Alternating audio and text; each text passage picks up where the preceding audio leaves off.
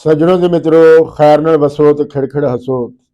ਤੁਸੀਂ ਵੇਖ ਰਹੇ ਹੋ ਜਾਗ ਪੰਜਾਬੀ ਚੈਨਲ ਤੇ ਮੈਂ ਤੁਹਾਡਾ ਮੇਜ਼ਬਾਨ ਸ਼ਬੀਰ ਜੀ ਅੰਗ ਰੰਗ ਚੱਜ ਦੀ ਗੱਲ ਲੈ ਕੇ ਤੁਹਾਡੀ ਸੇਵਾ ਦੇ ਵਿੱਚ ਹਾਜ਼ਰ ਹਾਂ। ਸੱਜਣੋ ਤੇ ਮਿੱਤਰੋ, ਅੱਜ ਤੁਸੀਂ ਅਖਬਾਰ ਦੇ ਵਿੱਚ ਜਿਹੜਾ ਹੈ ਉਹ ਪੜ੍ਹਿਆ ਹੋਵੇਗਾ। ਇਹ ਖਬਰ ਜਿਹੜੀ ਹੈ ਉਹ ਬੜੀ ਲੋਕਾਂ ਦੇ ਮੂਹਰੇ ਹੈ। ਲੋਕ ਉਸ ਤੇ ਜਿਹੜਾ ਹੈ ਉਹ ਗੱਲਬਾਤ ਵੀ ਕਰ ਰਹੇ ਨੇ। ਉਹ ਖਬਰ ਇਹ ਹੈ ਕਿ ਸੁਪਰੀਮ ਕੋਰਟ ਨੇ ਇੱਕ ਆਰਡਰ ਜਾਰੀ ਕੀਤਾ ਹੈ, ਔਰ ਇਹ ਆਰਡਰ ਇਹ ਹੈ ਕਿ ਏਅਰਪੋਰਟਾਂ ਦੇ ਉੱਤੇ ਜੱਜ ਤੇ ਉਹਦੀ ਫੈਮਿਲੀ ਦੀ ਜਿਹੜੀ ਹੈ ਉਹ ਤਲਾਸ਼ੀ ਨਹੀਂ ਲਈ ਜਾਏਗੀ।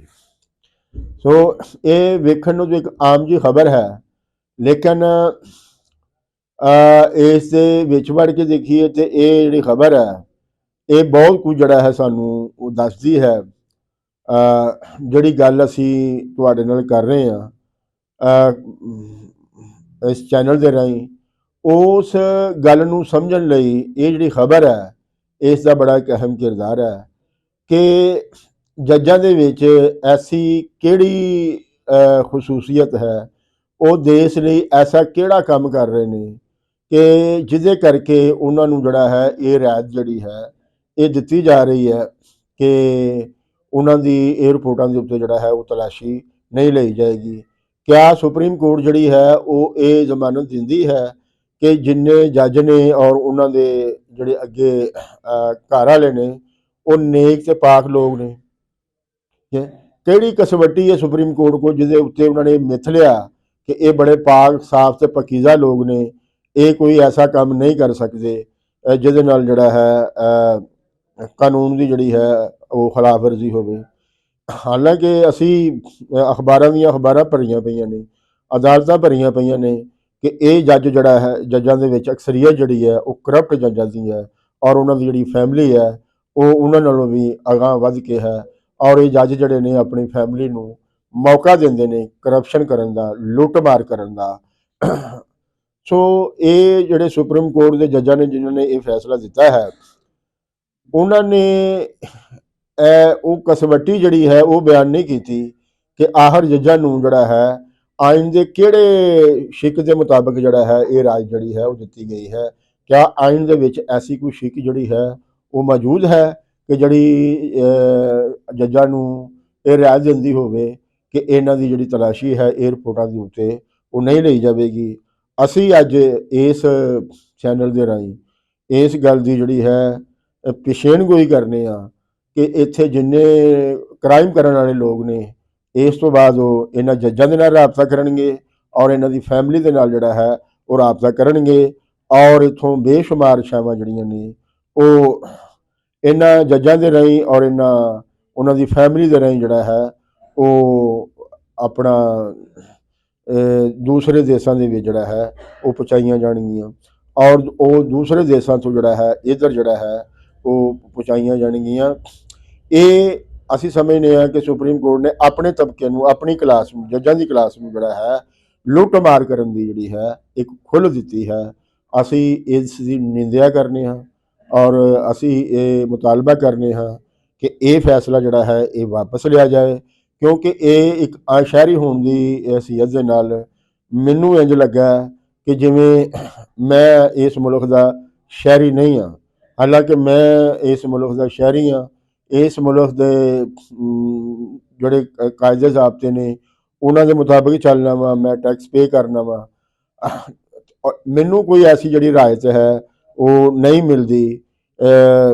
ਲੇਕਿਨ ਇਹਨਾਂ ਜੱਜਾਂ ਨੂੰ ਜਿਹੜੇ ਕਿ ਭਾਰੀ ਤਨਖਾਹਾਂ ਵੀ ਲੈ ਰਹੇ ਨੇ ਔਰ ਇਸ ਤੋਂ ਇਲਾਵਾ ਹੋਰ ਜਿਹੜੀਆਂ ਰਾਇਤਾਂ ਨੇ ਅਣਗਿਣਤ ਉਹ ਇਹਨਾਂ ਨੂੰ ਮਿਲ ਰਹੀਆਂ ਨੇ, ਲੇਕਿਨ ਇਹ ਜਿਹੜਾ ਫੈਸਲਾ ਆਇਆ ਹੈ ਏਅਰਪੋਰਟ ਦੇ ਉੱਤੇ ਇਹਨਾਂ ਦੀ ਤਲਾਸ਼ੀ ਨਾ ਲੈਣ ਦਾ,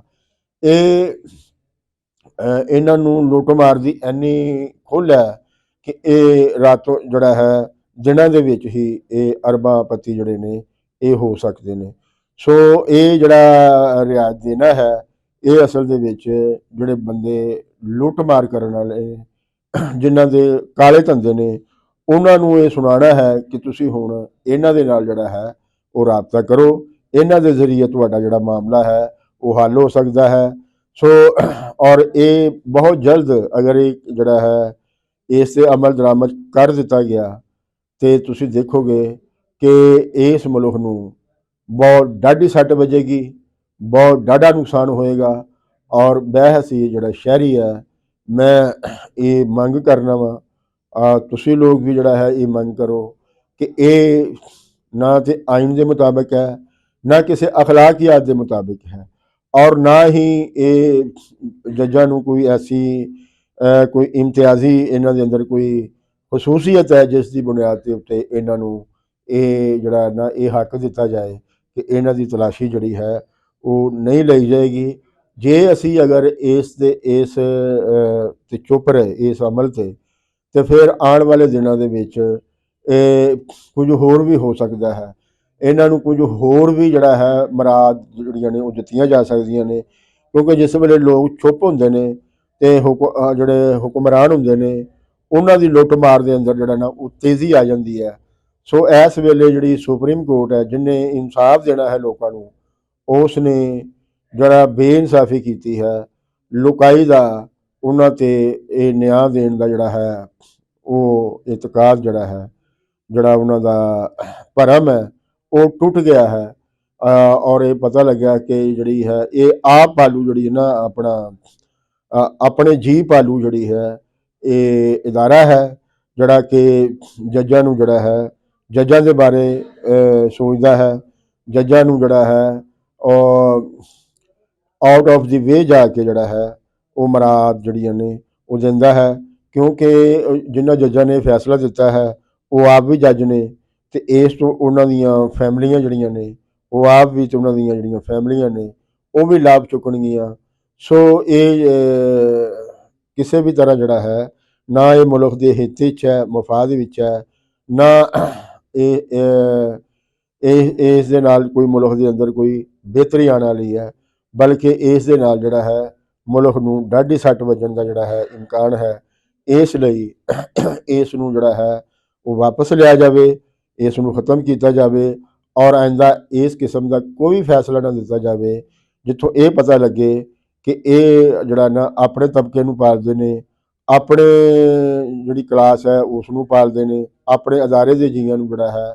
ਉਹ ਉਹਨਾਂ ਨੂੰ ਨਵਾਜ਼ਦੇ ਨੇ। ਤੇ ਇਸ ਲਈ ਮੈਨੂੰ ਆਸ ਹੈ ਕਿ ਜੱਜਾਂ ਨੇ ਤਾਂ ਇਸ 'ਤੇ ਕੁਛ ਨਹੀਂ ਕਰਨਾ, ਲੇਕਿਨ ਲੋਕ ਜਿਹੜੇ ਨੇ ਉਹ ਆਪਣੀ ਆਵਾਜ਼ ਜਿਹੜੀ ਹੈ ਇੱਕ ਮੱਤ ਹੋ ਕੇ, ਇੱਕ ਮੁੱਠ ਹੋ ਕੇ ਉਹ ਚੁੱਕਣ। ਜੋ ਹੀ ਲੋਕਾਂ ਨੇ ਇਹ ਆਵਾਜ਼ ਚੁੱਕੀ ਤੇ ਇਹ ਸੁਪਰੀਮ ਕੋਰਟ ਜਿਹੜੀ ਹੈ ਇਹ ਆਪਣਾ ਫੈਸਲਾ ਵਾਪਸ ਲੈ ਲਏਗੀ। ਲਿਹਾਜ਼ਾ ਮੈਂ ਤਾਂ ਬੇਨਤੀ ਕਰਾਂਗਾ ਲੋਕਾਂ ਨੂੰ ਕਿ ਇਹ ਤੁਹਾਡੇ ਮਫਾਦ ਦੇ ਖਿਲਾਫ ਹੈ, ਇਸ ਲਈ ਤੁਸੀਂ ਇਸ ਦੇ ਖਿਲਾਫ ਜਿਹੜਾ ਹੈ ਉਹ ਪਿੱਟ ਸਿਆਪਾ ਕਰੋ, ਇhtਜਾਜ ਕਰੋ, ਔਰ ਇਹ ਮਿਲ ਕੇ ਜਿਹੜਾ ਹੈ ਇਸ ਦੇ ਖਿਲਾਫ ਜਿਹੜਾ ਹੈ ਉਹ ਵਿਰੋਧ ਕਰੋ। ਤੇ ਅਗਲੇ ਸਤਵਾਰੇ ਫਿਰ ਤੁਹਾਡੀ ਸੇਵਾ ਦੇ ਵਿੱਚ ਅੱਜ ਦੀ ਗੱਲ ਲੈ ਕੇ ਹਾਜ਼ਰ ਹੋਵਾਂਗਾ। ਉਸ ਵੇਲੇ ਤੱਕ ਲਈ ਮੈਨੂੰ ਜੋ ਆਗਿਆ ਲੈਣ ਤੋਂ ਪਹਿਲਾਂ ਤੁਹਾਡੇ ਅੱਗੇ ਬੇਨਤੀ ਹੈ ਕਿ ਇਸ ਚੈਨਲ ਨੂੰ ਸਬਸਕ੍ਰਾਈਬ ਕਰੋ, ਇਸ ਨੂੰ ਅੱਗੇ ਟੋਰੋ, ਔਰ ਨਾਲ ਦੇ ਨਾਲ ਘੰਟੀ ਦਾ ਜਿਹੜਾ ਬਟਨ ਹੈ ਉਹ ਦਬਾਓ, ਤਾਂ ਕਿ ਸਾਡਾ ਹਰ ਵੀਡੀਓ ਤੁਹਾਨੂੰ ਆਪ ਮੁਹਾਰੇ ਮਿਲਦਾ ਰਹੇ। ਕੁਲ ਦਾ ਭਲਾ ਤੇ ਕੁਲ ਦੀ ਖੈਰ।